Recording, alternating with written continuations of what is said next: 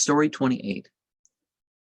It is related that an athlete had been reduced to the greatest distress by adverse fortune. His throat being capacious and his hands unable to fill it.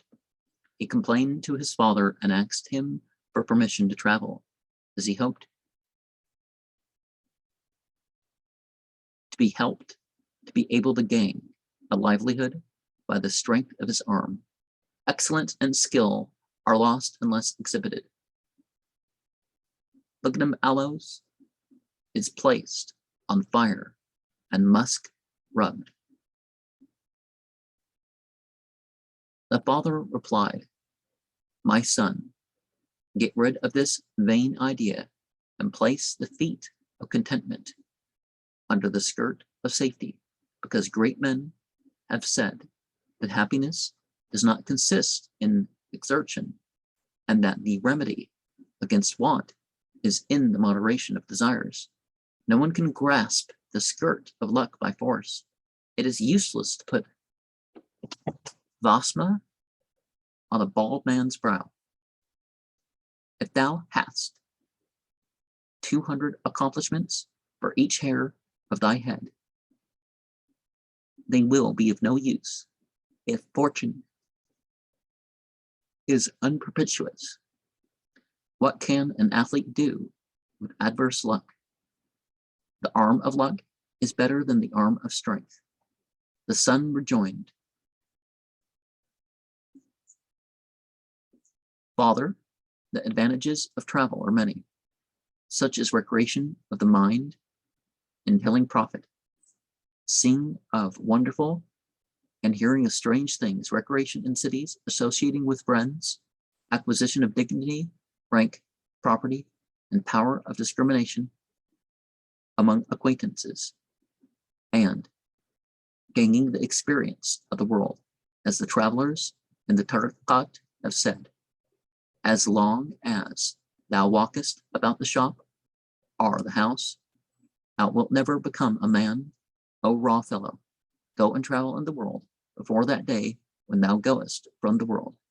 The father replied, "My son, the advantages of travel, such as thou hast enumerated them, are countless, but they regard especially 5 classes of men. Firstly, a merchant, who possesses in consequence of his wealth and power graceful male and female slaves and quick-handed assistants, alights every day in another town and every night in another place, has recreation every moment, and sometimes enjoys the delights of the world.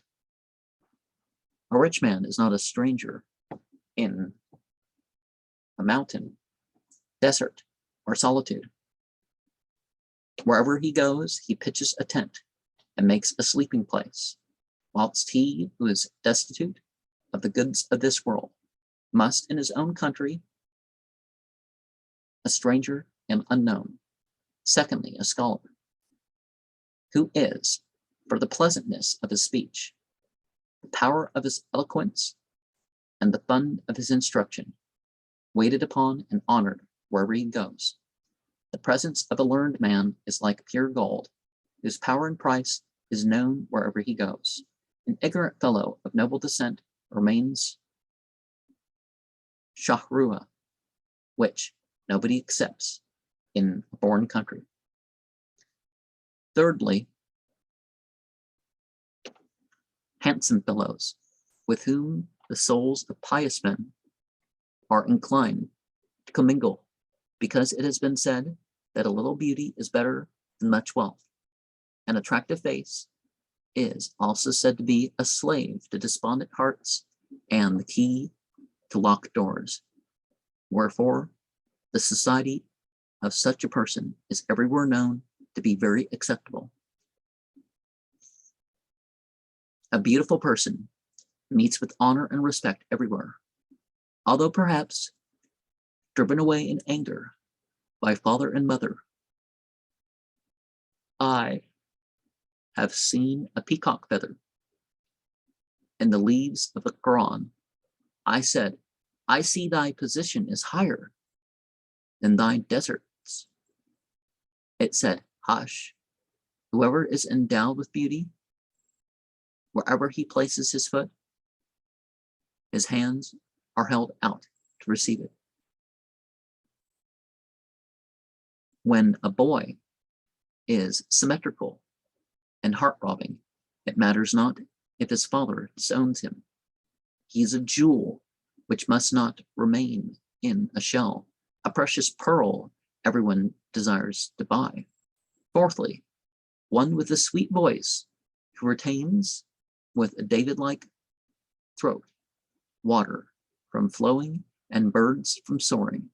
By means of this talent, he holds the hearts of people captive, and religious men are delighted to associate with him. My addition is intent on the beautiful melody. Who is that performing on the double chord? How pleasant is the gentle and melancholy lay to the ear of the boon companions who quaff the morning draught. Better than a handsome face is a pleasant voice. The former is joy to the senses, the latter food for the soul.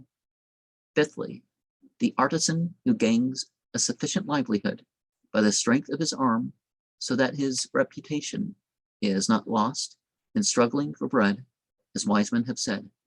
If he goes abroad from his own town, the pitcher of clothes meets with no hardship or trouble. But if the government falls into ruin, the king of Nimruz will go to bed hungry. The qualities which I have explained, O my son, are in a journey, the occasion of satisfaction to the mind, stimulants to a happy life. But he who possesses some of them goes with idle fancies into the world, and no one will ever hear anything about his name and fame. He whom the turning world is to afflict will be guided by the times against his aim. A pigeon destined not to see its nest again will be carried by fate towards the grain and net. The son asked, O father, how can I act contrary to the injunctions of the wise, who have said that although food is distributed by predestination, the acquisition of it depends upon exertion, and that, although a calamity may be decreed by fate, it is incumbent on men to show thou the gates by which it may enter. Although daily food may come unawares, it is reasonable to seek it out of doors.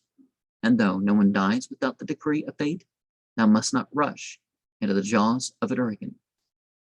As I am at present able to cope with a mad elephant and to wrestle with a furious lion, it is proper, O father, that I should travel abroad, because I have no longer the endurance to suffer misery. When a man has fallen from his place and station, why should he eat more grief? All the horizons are his place. At night, every rich man goes to an inn. The dervish has his inn where the night overtakes him. After saying this, he asks for the good wishes of his father, took leave of him, departed, and said to himself, a skillful man, when his luck does not favor him, goes to a place where people know not his name. He reached the banks of a water, the force of which was such that it knocked stones against each other, and its roaring was heard to a farsing's distance. A dreadful water in which even aquatic birds were not safe. The smallest wave would whirl off the millstone from its bank.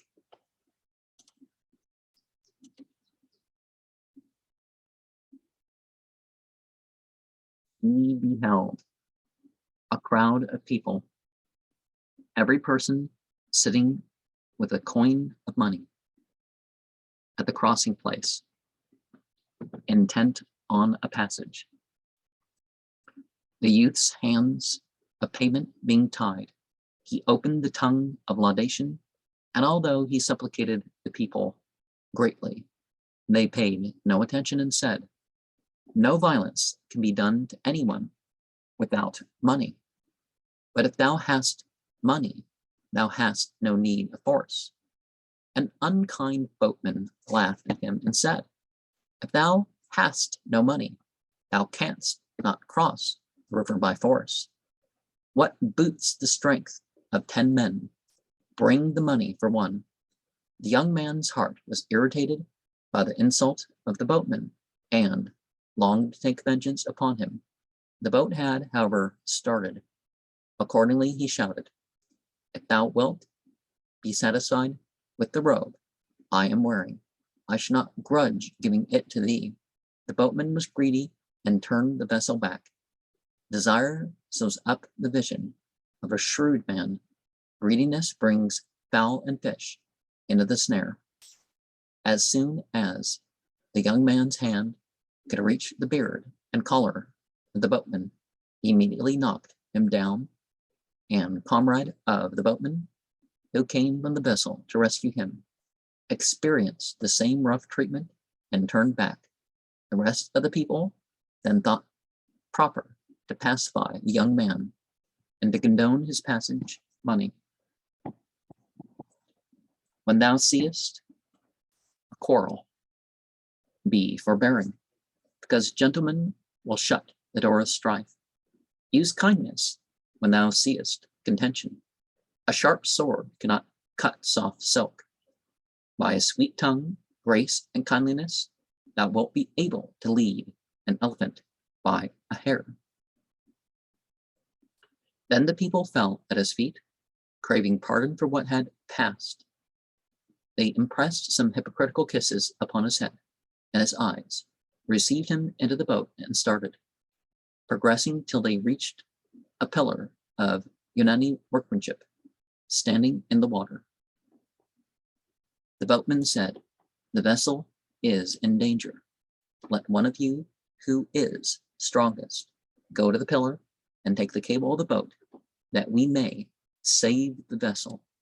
The young man, in the pride of bravery which he had in his head, did not think of the offended foe, and did not mind the maxim of the wise men who have said, "If thou hast given offense to one man and afterwards done him 100 kindnesses, do not be confident that he will not avenge himself for that one offense, because although the head of a spear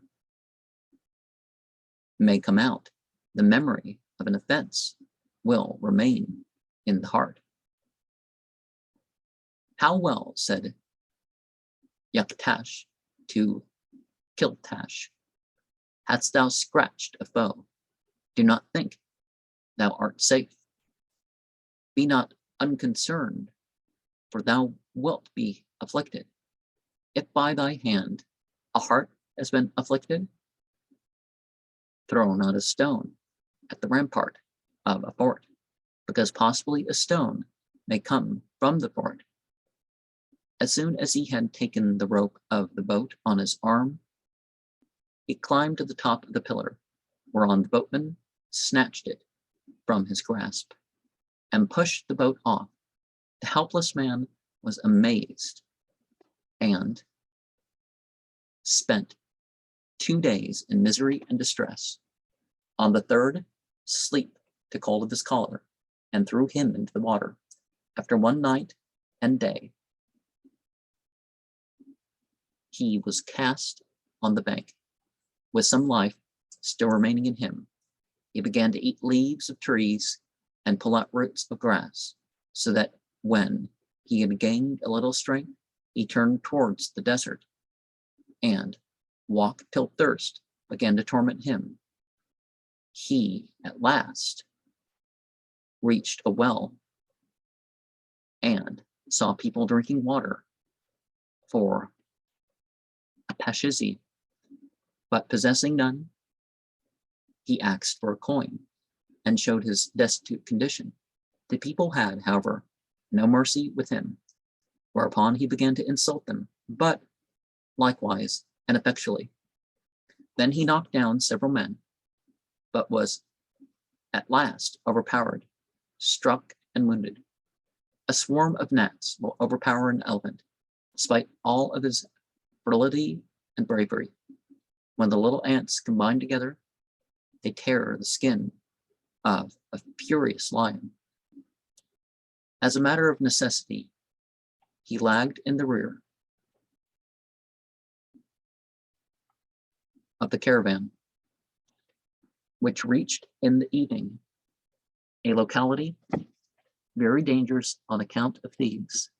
The people of the caravan trembled in all their limbs, but he said, "Fear nothing, because I alone am able to cope with 50 men, and the other youths of the caravan will aid me."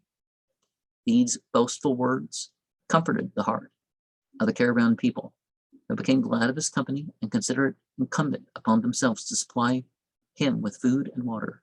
The fire of the young man's stomach having blazed into flames and deprived his hands of the bridle of endurance, hunger made him partake of some morsels of food and take a few draughts of water, till the depth of his interior was set at rest, and he fell asleep. An experienced old fellow who was in the caravan said, "O ye people, I am more afraid of this guard of yours than of the thieves, because there is a story that a stranger had accumulated some dirhams, but I don't know the plural, but could not sleep in the house for fear of the luries. Accordingly, he invited one of his friends to dispel the terrors of solitude by his company. He spent several nights with him till he became aware that he had some money and took it, going on a journey after spending it. When the people saw the stranger naked and weeping the next morning, a man said, "What is the matter?" "Perhaps a thief has stolen those dirhams of mine," he replied. "No, by Allah, the guard has stolen them."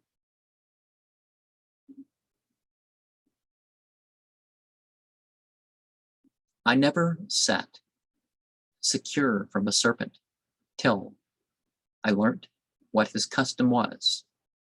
The wound from a foe's tooth is severe, who appears to be a friend in the eyes of men. Now, knowing the ways, placement, and timing of certain animals is definitely a way to at least see them when otherwise one wouldn't. How do you know whether this man is not one of the band of thieves and has followed us as a spy to inform his comrades on the proper occasion? According to my opinion, we ought to depart and let him sleep. The youths approved of the old man's advice and became suspicious of the athlete, took up their baggage and departed, leaving him asleep. He knew this when the sun shone upon his shoulders and perceived that the caravan had started. He roamed about a great deal without finding the way, and thirsty as well as dismayed, he, as he was, sat down on the ground with his heart ready to perish, saying, "Who will speak to me after the yellow camels have departed? A stranger has no companions except a stranger. He uses harshness towards strangers, who has not himself been exiled enough." The poor man was speaking thus, whilst the son of a king, who happened to be in a hunting party strayed far from the troops, was standing over his head, listening. He looked at the figure of the athlete, saw that his outward appearance was respectable, but his condition miserable. He then asked him whence he had come and how he had fallen into this place. The athlete briefly informed him of what had taken place, whereupon the royal prince, moved by pity, presented him with a robe of honor and a large sum of money, and sent a confidential man to accompany him till he again reached his native town. His father was glad to see him and expressed gratitude at his safety.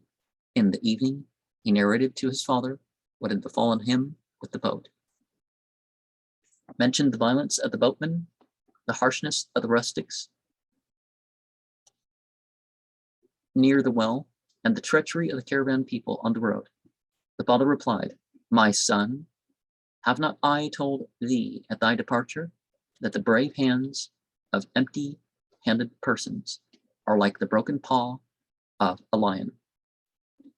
How well has that empty-handed fighter said, 'A grain of gold is better than 50 man of strength'?" This son replied, "O father, thou wilt certainly not obtain a treasure except by trouble, wilt not overcome thy foe unless thou hazardest thy life, and wilt not gather a harvest unless thou scatterest seed. Perceivest thou not how much comfort I gained at the cost of the small amount of trouble I underwent, and what a quantity of honey I have brought in return for the sting I have suffered? Although not more can be acquired than fate has decreed, negligence in striving to acquire is not commendable. If the diver fears the crocodile's throat, he will never catch the pearl of great price."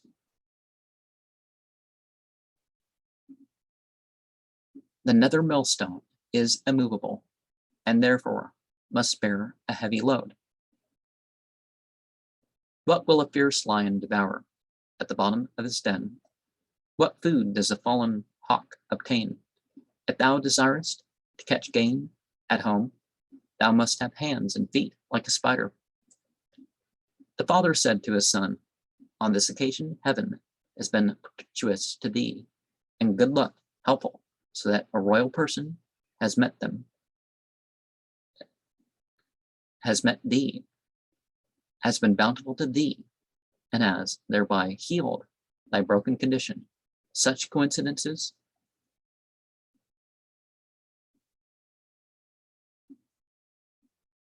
occur seldom, and rare events cannot be reckoned upon. The hunter does not catch every time a jackal. It may happen that someday a tiger devours him. And if one is to make predatory violations upon other people, that can likewise be the thing, right?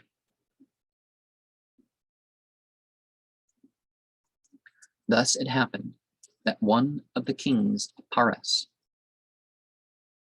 Persia, who possessed a ring of the costly yassel, once went out by way of diversion with some intimate courtiers to the Masala of Shiraz, the place to do the ritual prayer, and ordered his ring to be placed on the dome of Assad, promising to bestow the seal ring upon any person who could make an arrow pass through it. It happened that every one of the 400 archers in his service missed the ring, except a little boy who was shooting arrows in sport at random and in every direction from the flat roof of the monastery. The morning breeze caused his arrow to pass through the ring, whereon he obtained not only the ring, but also a robe of honor and a present of money. It is related that the boy burnt his bow and arrows, and on being asked for the cause, replied, "That was the first splendor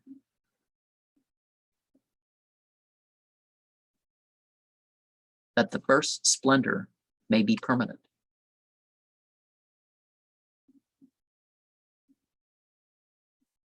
It sometimes happens that an enlightened sage is not successful in his plans.